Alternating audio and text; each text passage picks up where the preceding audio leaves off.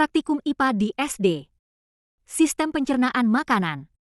Sistem pencernaan adalah proses penting yang membantu tubuh mengelola makanan menjadi energi dan zat gizi yang dibutuhkan untuk tumbuh, bergerak, dan menjaga kesehatan tubuh.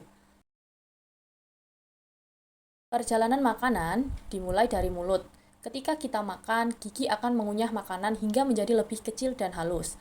Proses ini disebut pencernaan mekanik. Selain itu, makanan juga bercampur dengan air liur yang mengandung enzim ptyalin untuk membantu mencerna karbohidrat. Lidah membantu mengaduk makanan dan mendorongnya agar mudah ditelan. Setelah ditelan, makanan masuk ke kerongkongan atau esofagus. Di dalam kerongkongan terjadi gerakan otot yang disebut gerak peristaltik. Gerak ini bekerja seperti dorongan yang membawa makanan menuju lambung.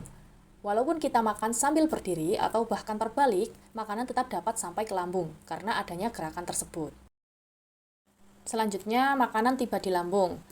Lambung adalah organ berbentuk kantong yang berfungsi mengaduk dan menghancurkan makanan. Di dalam lambung terdapat asam lambung dan berbagai enzim pencernaan. Asam lambung membantu membunuh kuman yang masuk bersama makanan, sedangkan enzim pepsin membantu mencerna protein. Makanan diaduk selama beberapa jam hingga berubah menjadi cairan lembut yang disebut chymus. Perjalanan makanan kemudian berlanjut ke usus halus.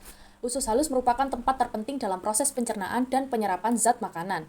Di bagian ini, hati menghasilkan cairan empedu untuk membantu memecah lemak, sedangkan pankreas menghasilkan enzim untuk mencerna karbohidrat, protein, dan lemak. Di dinding usus halus memiliki jonjot-jonjot kecil yang disebut villi. Jonjot ini berfungsi menyerap sari-sari makanan seperti glukosa, asam amino, vitamin, mineral, dan lemak ke dalam aliran darah. Setelah diserap, zat-zat tersebut diedarkan ke seluruh tubuh untuk menghasilkan energi dan membantu pertumbuhan. Sisa makanan yang tidak dapat diserap akan masuk ke usus besar. Di usus besar terjadi penyerapan air dan mineral dari sisa makanan. Bakteri baik di dalam usus juga membantu proses pembusukan sisa makanan. Lama-kelamaan, sisa makanan berubah menjadi feses. Tahap terakhir adalah rektum dan anus.